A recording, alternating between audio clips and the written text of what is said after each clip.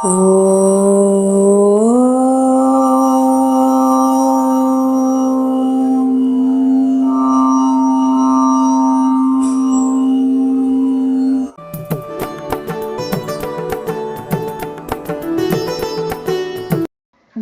Samriddhi YouTube channel நேயர்களுக்கும் பக்தர்களுக்கும் ஜெயந்தி பாலஸ்ரீனிவாசன் அநேக கோடி நமஸ்காரங்கள். இன்றைய தினம் சிறப்பு சிவஸ்தலங்கள் என்ற தலைப்பின் மூலம் தஞ்சாவூர் கொட்டையூர் கோடீஸ்வரன் திருத்தலத்தை பற்றி விவரிக்க உள்ளேன். இறைவர் திருப்பெயர் கோடீஸ்வரர் கைலாசநாதர். இறைவியார் கந்துக கிரீடாம்பாள் பந்தாடு நாயகி.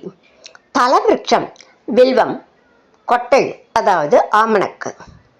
தீர்த்தம் அமுதக்கிணறு. புராண பெயர்கள் திருக்கொட்டையூர் கோடீச்சரம், பாபுராஜபுரம். இந்த கோவில் ராஜகோபுரத்தை கடந்து உள்ளே செல்லும்போது கொடிமரம், பலிபீடம், நந்தியை காண முடியும். முன் மண்டபத்தில் வலப்புறம் ஞானசம்பந்தர், நாவுக்கரசர், சுந்தரர், மாணிக்கவாசகர் இவர்கள் உள்ளனர். இதே மண்டபத்தில் ஆத்ரேய மகரிஷி அதாவது ஹேரண்டர் உள்ளார். இடப்புறம் நடராஜர் மண்டபமும் நவகிரக சன்னதியும் உள்ளன. கருவறையின் வெளிப்புறம் நர்தன விநாயகர், தட்சிணாமூர்த்தி, அடிமுடி காணா அண்ணல், பிரம்மா, துர்க்கை உள்ளனர். அருகே கோடி சண்டிகேஸ்வரர் சன்னதி உள்ளது. திருச்சுற்றில் கோடி விநாயகர், வள்ளி தெய்வானையுடன் கூடிய கோடி சுப்பிரமணியர் மற்றும் கஜலட்சுமி சன்னதிகள் உள்ளன. இந்த ஆலயத்திற்கு கும்பகோணம் திருவையாறு சாலையில் சுவாமிமலை செல்லும் வழியில் கும்பகோணத்திலிருந்து சுமார் 4-5 கிலோமீட்டர் தொலைவில் கொட்டையூர் அமைந்துள்ளது. மார்க்கண்டேயர் பூசித்த தலம். தல வரலாறு. ஒரு சமயம் இந்த ஊர் ஆமணக்கு காடாக இருந்தது. இறைவன் ஆமணக்கன் கொட்டை செடியின் கீழ் இருந்ததால் இவ்வூர் கொட்டையூர் என்று பெயர் பெற்றது. மற்றொரு சமயம் சோழ மன்னன் ஒருவனுக்கு கோடி லிங்கமாக தரிசனம் கொடுத்ததால் இக்கோயிலுக்கு கோடீஸ்வரம் என்ற பெயரும் வழங்கப்படுகிறது. மூலவர் லிங்கத்தின் மேல் நீர்த்துளிகள் போல் தோன்றுவது சிவபெருமானின் முடியிலிருந்து கங்கை வெளிப்பட்ட கதையின் அடையாளமாக உள்ளது. இங்கே பார்வதியின் பெயருக்கு ஏற்ப விளையாட்டுத்தனமான தோரணையில் சித்தரிக்கப்படுகிறாள்.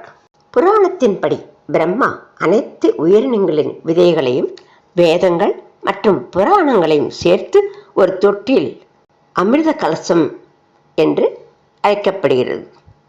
கும்பம் என்பது சமஸ்கிருதம் மற்றும் குடம் என்பது தமிழ். இந்த வகை பானைக்கு மலர்கள், வில்வம், மங்கள வஸ்திரம், சந்தனம் மற்றும் புனித நூல் போன்ற பல்வேறு பொருட்களால் அலங்கரிக்கப்பட்டு அதன் மேல் தேங்காய் வைக்கப்பட்டது. இன்று நாம் வீட்டு விழாக்களிலும் கோவில்களிலும் காணும் கலசங்களைப் போலவே மொத்தமும் ஒன்றாக கட்டப்பட்டது. பானை மேருமலையின் உச்சியில் வைக்கப்பட்டது. பிரளயம் தொடங்கிய போது பூமியில் உள்ள அனைத்து உயிரினங்களையும் அழித்தது. பிரம்மா தயாரித்த கும்பமும் இடம்பெயர்ந்து பல ஆண்டுகளாக வெள்ள நீரில் மிதந்தது. இறுதியாக அது ஒரு இடத்தில் குடியேறியது. சிவபெருமான் ஒரு வேட்டைக்காரனாக தனது வில் மற்றும் அம்பினால் கும்பத்தை உடைத்தார். கும்பத்திலிருந்து சில அமிர்த துளிகள் விழுந்த இடத்தில் இந்த கோயில் உள்ளது. பத்திரயோக முனிவர் பல கோவில்களில் சிவனை வழிபட்டார். அவரது வழிபாட்டில் மகிழ்ந்த சிவன் இங்குள்ள ஆமணக்கு மரத்திலிருந்து உதிர்ந்த ஆமணக்கு விதைகளுக்கு மத்தியில் சுயம்பு மூர்த்தி லிங்கமாக காட்சியளித்தார். அவர் 1 கோடி வடிவங்களாக தோன்றினார். ஒவ்வொன்றும் அதன் சொந்த பரிவார தேவதைகளுடன் பார்வதி, விநாயகர், முருகன் மற்றும் சண்டிகேஸ்வரருடன் உள்ளது. தமிழில் கொட்டை என்பது விதையை குறிக்கிறது. எனவே அந்த இடம் கொட்டையூர் என்று அழைக்கப்படுகிறது.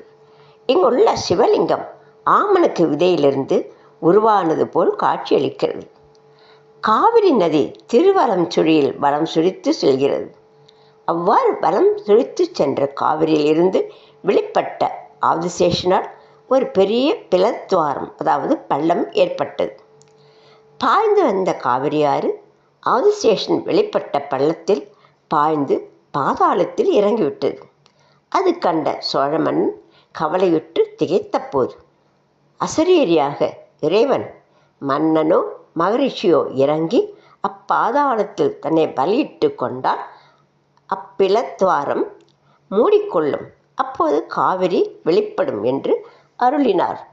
அது கேட்ட மன்னன் கொட்டையூர் என்ற இந்த ஊரில் ஏரண்டம் என்னும் கொட்டை செடிகள் அடர்ந்து வளர்ந்துள்ள இடத்தில் தவம் செய்த ஏரண்ட முனிவரை அடைந்து அசரீரி செய்தியை சொன்னான். இதை கேட்ட ஏரண்ட முனிவர் நாட்டுக்காக தியாகம் செய்ய முன்வந்தார். அவர் அந்த பிலத்வாரத்தில் இறங்கி தன்னை பலி கொடுக்கவும் பள்ளம் மூடிக்கொள்ள காவிரி வெளிவிடுகிறாள். இந்த ஏரண்ட முனிவருக்கு கோடீஸ்வரர் கோவிலில் தனி சன்னதி உள்ளது. கொட்டை மரத்தின் ஆமணக்கு செடி சம்ஸ்கிருதத்தில் இதை ஹேரண்டா என்று அழைக்கப்படுகிறது. கீழே அமர்ந்து ஆத்ரேய மகரிஷி தவம் செய்தமையால் ஹேரண்ட முனிவர் என்னும் காரண பெயர் பெற்றார். அவர் தவம் செய்த இடத்திற்கும் ஹேரண்ட கஷேத்திரம் என்று வடமொழியில் இருந்தது தமிழில் கொட்டையூர் என்று அழைக்கப்படுகிறது.